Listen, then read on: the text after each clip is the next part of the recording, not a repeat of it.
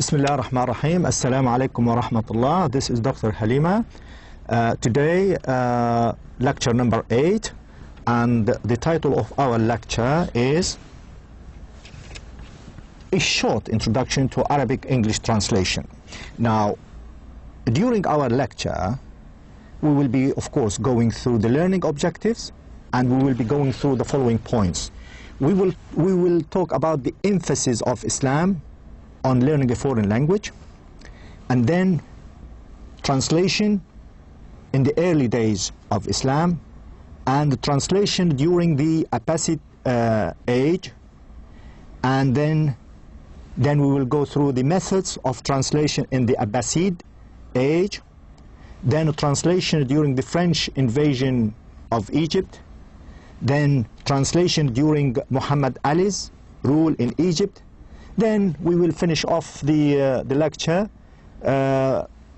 saying something about the effect of the Arabic translation on European movement of translation. So let's start with Islam's emphasis on, let's see how the learning objectives. Now, by the end of this lecture, which is very important, you should be able to show knowledge of what? Of the importance of translation in Islam. We will see later. Second, you should be able to develop a historical background or historical knowledge of translation in the Arab world. And then you should be able to show understanding of the main translation method used by Arab translators. These are the learning outcomes. You should be able to achieve them by the end of this lecture. In other words, when you have seen this lecture, or when you have gone through it, when you have read it, you have to ask yourself, have I achieved these learning objectives or not? All right? Now, let's see. Islam, one of the characteristics of Islam is that it emphasizes on learning in general, and it has emphasized on learning a foreign language, to the extent that learning a foreign language is like a religious duty. Now, if we take just one example of the Holy Quran, as you can see in the Holy Quran, Allah subhanahu wa ta'ala says, وَمِنْ آيَاتِهِ خَلْقُ السَّمَاوَاتِ وَالْأَرْضِ وَاخْتِلَافِ أَلْسِنَتِكُمْ وَأَلْوَانِكُمْ وَمِنْ آيَاتِهِ وَإِنَّ فِي ذَلِكَ لَآيَاتٍ لِلْعَالَمِينَ. Now, in English, and among his signs is the creation of the heavens and the earth, and the variations in your languages and your color. Verily, in that are signs of those who know. Now, we can learn from this great verse that because we have different nations and obviously different languages, we need to learn the language of one another so that we would be able to communicate with one another. And obviously, we can either communicate verbally or in writing. And we can infer from this particular verse that we cannot communicate with the Chinese or with the English people or with the French without the process of translation. Can we? I mean, if you want to communicate with the English people, you need either to learn a language, English language, or to translate from Arabic into English. So this is an evidence that Islam has given a great emphasis on learning a foreign language. Now, it's not only the Holy Quran. The Prophet Muhammad sallallahu alaihi wasallam has also expressed his interest in learning a foreign language, or encouraged us to learn a foreign language, and emphasized on the importance of learning a foreign language. Now, it was reported that the Prophet said, he who knows the language of a people has a full protection against their evil intentions. Again, we can infer from this particular hadith saying that there are a lot of benefits of learning a foreign language. Not only to protect ourselves from their evil intentions, but as well we can benefit from people of different languages. We can spread the word of Islam. We can solve our problems with them by learning their foreign languages. So this is just very briefly an example of Islam's emphasis on learning a foreign language. I'm sure some of you might have more examples or better examples than those from the Quran and from the Sunnah. There are probably there are some other verses or some other hadiths which proves this point. So I leave it to you to do your research. Now, point number 2, this is another point which as well gives you an idea how translation became more important in the early days of Islam. Now, in the early days of Islam, there were two major powers or superpowers, like the Persian power and the Roman power. And because they were, due to lack of writing papers, for example, Muhammad sallallahu alaihi wasallam, the Prophet of Islam, Allahumma salli alayka ya Rasulullah, sent a message to Hercules, a Roman military leader at that time, written on a piece of animal skin. Now, this is an example of how they communicated with the Romans. Now, the Prophet's message wrote a message, and to be able to translate this message from Arabic into Roman language, you need to go through the process of translation or the process of interpreting. But at least this is an example of a written message by the Prophet to Hercules. Now, because of the geographical and political situation at that time, it has expanded, and the Muslim territories became bigger and bigger, so Arabs started to travel in large areas beyond the Arabian Peninsula and started to get interested in what? In learning a foreign language. So they started to learn Persian, Latin, and Greek. So this is just a very briefly, I'm taking you through history, very briefly, to show you the importance of learning a foreign language and the importance of translating or interpreting from the early days of Islam.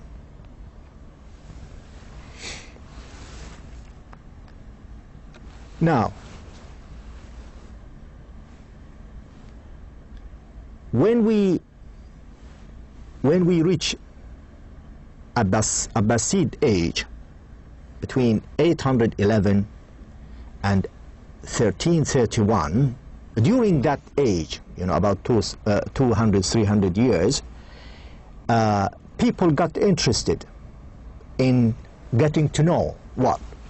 To know what other nations have achieved in the field of knowledge, learning, science. And the nations they were contacting or near to them, they were the Romans, the Greek, and the Persians. So the only way to know what these nations had achieved in the field of science, in the field of art, in the field of philosophy or learning, was only the way through the process of translation. So during the era of the time of Khalifa al-Ma'mun, translation prospered and expanded and became very popular, to the extent al-Ma'mun gave an order to establish al-Hikmah, Dar al-Hikmah, the house of wisdom for translators. Why? Because they were very, very much interested in getting to know the knowledge of other people, other nations. But the translators were very selective. They did not translate anything, but they were very selective. They looked for works that would benefit them, like works on philosophy, on medicine, on engineering, music, and logic. So all these, types of knowledge were translated from Greek into Arabic. While other works, such as astronomy, art, law, history, and music as well, were translated from Persian into Arabic. So you can see that during al-Ma'mun there was a big movement of translation, and they started to translate really well and heavily. Now, regarding the methodology of translators, or the methodology that translators used during the Abbasid age, to be honest, like the Europeans, or like the Romans, or like the Greek before them, they used two types, two methods. One literal and one free. The pioneers of these two methods were Yohanna bin Batriq's method, which was mainly literal. They call it the literal way. And Hunayn bin Ishaq's method, the free way. It means a free translation. Now, regarding Batriq's method, its literal translation or literal method, it has its demerits, because there were certain linguistic differences between Greek and Arabic, and they could not really find an equivalent, the exact equivalent in Arabic. So they had to keep, or they had to use, or they had to follow a literal way of translating, like philosophy. They couldn't find a word in Arabic which was equivalent to philosophy. That's why it was kept. So they borrowed it from Greek. Again, democracy. They borrowed it from Greek. So they still exist in Arabic. This is the method of Yohanna bin Batriq and those who followed him. Now, another method used in the same era was Hunayn bin Ishaq. Hunayn bin Ishaq, tried to or favored and preferred free translation to literal translation. Why? Because this gives the translator the liberty to omit what is necessary and to add what is necessary, to delete what is not necessary, and to add what is necessary. Why? To enable the reader understand the message to be translated or needed to be translated. Now these two methods have dominated the process of translation, to be honest, throughout history. Whether in the Western world or in the Arab world. Started literal method, and then a free method. And there's some other methods, of course, must have developed from these two main methods.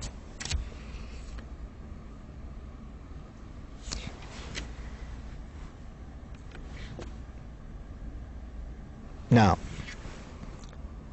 after the Abbasid, I would like to take you right away to the translation during the French invasion of Egypt in 1789. Now, when Napoleon Bonaparte invaded Egypt in 1789, he brought with him translators and interpreters to help him communicate with the Egyptians with regard to the political, social, and administrative affairs, to be able to communicate with the local people. Now, during that time, the task of the translators who came from France was to translate official administrative documents, and sometimes they acted as interpreters, especially, when something happens between, the locals and the French. So the main task for these interpreters and translators was really business-oriented, task-oriented. They wanted to serve the French or the Bonaparte's campaign. But what happens that some translators were really interested in doing another type of translation. Like we have this translator like Jean-Michel Venteur de Pardy, who was born 1776.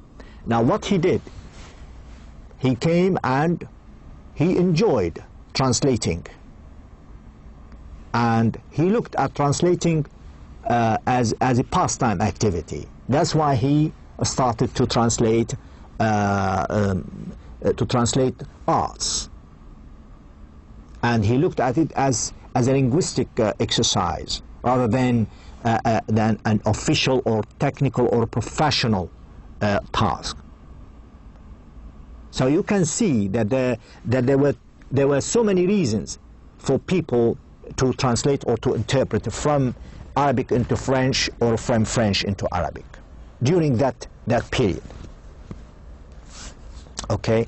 Now when the French left Egypt and Muhammad Ali came to rule Egypt in 1805, from 1805 to 1848, Muhammad Ali. Now, when Muhammad Ali's rule started, and as far as translation is concerned, we can see that translation took a different form. It became independent. It became an independent movement, and it thrived. It thrived, it prospered. It became very popular, very interesting to people during the time of Muhammad Ali. You know why? Because Muhammad Ali himself was very much interested in learning about, not about the Arabs, about the European civilizations. That's why he tried all forms of education available in his time to bring to his people. So he was trying to make education of all forms available to to the people of Egypt, and then he has to really bring education from Europe. How would he do that? By the process of translation. That in this case, what he did, or he sent people to Europe, to France, or to Europe, and then he brought people to Egypt, and he asked the translators to translate so many books from French, from English, from Turkish into Arabic. Now, in his book, somebody called Ahmad Izzat Abdul Karim, in his book about history of education in Muhammad's period, what he said? He said, as far as the scientific renaissance is concerned, it would be no exaggeration to call Muhammad Ali's time the period of translation. Now, this author, this scholar, acknowledges Muhammad Ali's interest in translation to the extent that he would call Muhammad Ali rule about 40 years, it is 40 years of translation, the period of translation, the rule of translation, whatever you call it. It was mainly translation-oriented period, because he wanted to bring all science, art, philosophy from other nations to the Arab nations. Now, regarding the method, again, it wasn't literal, and it wasn't really communicative, or it wasn't like free translation. It was literal, but very awkward structural language, because they used to translate from Turkish into Arabic, and the translation was not literal, but still it had some Turkish words in it. Now, the translation movement in Egypt was a great incentive, not only for people in Egypt, but for all people around the world, the Arab world. So translation started to expand all over the Arab world, and the new translators became interested in translating from and into Arabic.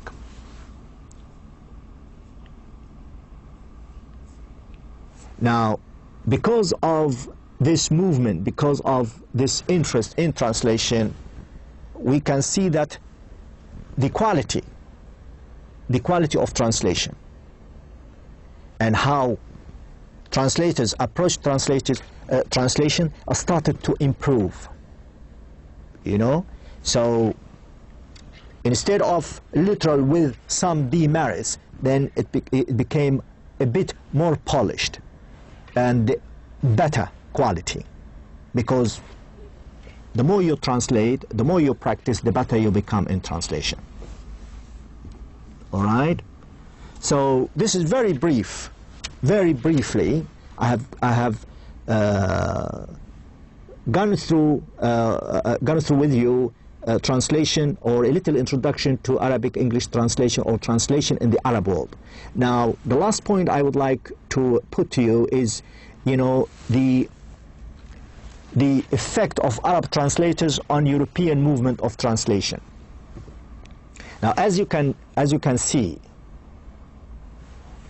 Arab translators translated works from of Greek authors like Aristotle, Plato, and so on, and made Baghdad. Baghdad was the site of what we might be called the school of translation. Baghdad during Abbasid time was the school of translation, because so many people were interested in translating knowledge, science, art from Greek into Arabic, from Persian into Arabic. But unfortunately, as you probably know, that when the Arab civilization started to decline, then Who replaced Baghdad, or who replaced Baghdad? Toledo in Spain, a city in Spain, replaced Baghdad and started to attract the attention of Western translators. So the Western translators went to Toledo, Spain, and started to work on translating what? Translating the works of Greek origin, to translate them from Arabic into Latin, and then later on translators from different nationalities translated Latin works into their native language. In other words, all the works held in Toledo were in Arabic, all right? Were in Arabic, but of a Greek origin. So translators started to translate from Arabic into Latin, and then other translators started to translate from Latin into other nationalities and other nationalities or other languages such as English, French, German, Italian. So from Arabic into Latin, from Latin into other languages. But Arabic came from the Greek.